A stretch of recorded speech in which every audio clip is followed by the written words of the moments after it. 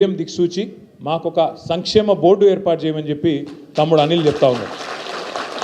నేను మీకు మాటిస్తా ఉన్నా, అసంఘటిత రంగంలో ఉండే కార్మికుల కోసం కేసీఆర్ గారు ఈరోజు కాదు, 2004లో ఆయన లేబర్ మినిస్టర్గా ఉన్నప్పుడు ఢిల్లీలో అప్పుడే అసంఘటిత రంగంలో ఉండే కార్మికులు అంటే సంఘటితం కాని వాళ్ళు, ఒక దగ్గరికి రాని వాళ్ళు, ఒక ముద్దకు రాని వాళ్ళు, వాళ్ళ కోసం కేసీఆర్ గారు ఆనాడు 2004లో అంటే 21 సంవత్సరాల కిందట అర్జున్ సేన్ గుప్తా అని ఒక పెద్ద ఎకానమిస్ట్ ఆయన నాయకత్వంలో ఒక కమిటీ వేసినారు.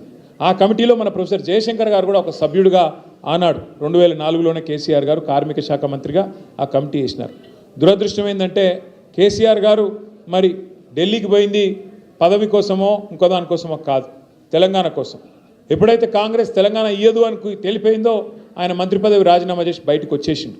ఆ అసంఘటిత రంగం కోసం వేసిన ఆ రిపోర్టు, ఆ బృందం ఎక్కడో పోయింది, ఆ తర్వాత మన చేతుల్లో లేకుండా పోయింది. లేకపోతే 20 ఏళ్ల కిందటనే ఇప్పుడు మీరు అడిగే విధంగా హోటల్ కార్మికులు కానీ అసంఘటిత కార్మిక రంగంలో కార్మికులకు కానీ ఎప్పుడో కేసీఆర్ గారు 20 ఏళ్ల కిందట్లే న్యాయం చేసేటోడు.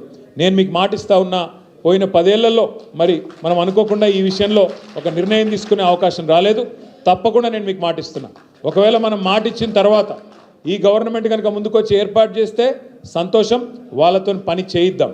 లేదంటే మీకు తెలుసు, నాకు తెలుసు, రేవంత్ రెడ్డికి కూడా తెలుసు, 2 ఏళ్లలో తిరిగి కేసీఆర్ గారి ప్రభుత్వం రాబోతున్నది, పక్కా వస్తుంది. పేదవాడి కడుపు కొట్టిన ఏ ప్రభుత్వం నిలవదు, పేదవాడిని గోసబుచ్చుకున్న ఏ ప్రభుత్వం నిలవదు, రైతుల కంట కన్నీళ్లు పెట్టించిన ఏ ప్రభుత్వం కూడా నిలవదు. అందుకే ఈ రాబందు ప్రభుత్వం పోతుంది, రైతు బంధు కేసీఆర్ గారి ప్రభుత్వం తప్పకుండా వస్తుంది. మీకు ఈ బోర్డు ఏర్పాటు చేసే బాధ్యత మేము తీసుకుంటామన్న మాటను విజ్ఞప్తి చేస్తా ఉన్నా.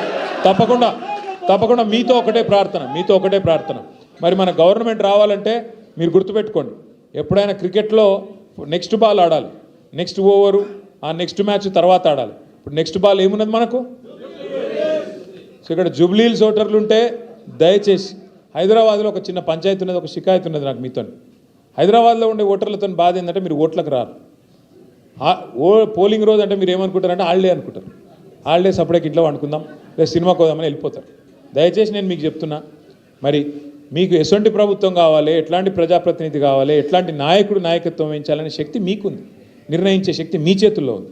ఎలక్షన్ రోజు నేను ఇంట్లో వంట, ఎలక్షన్ రోజు నేను సినిమాకి పోతా, ఎలక్షన్ రోజు నేను సెలవు తీసుకుంటా, బయటకేటో పోతా దోస్తులతోని, కానీ మళ్ళీ తర్వాత బాధపడతా అంటే నడవదు.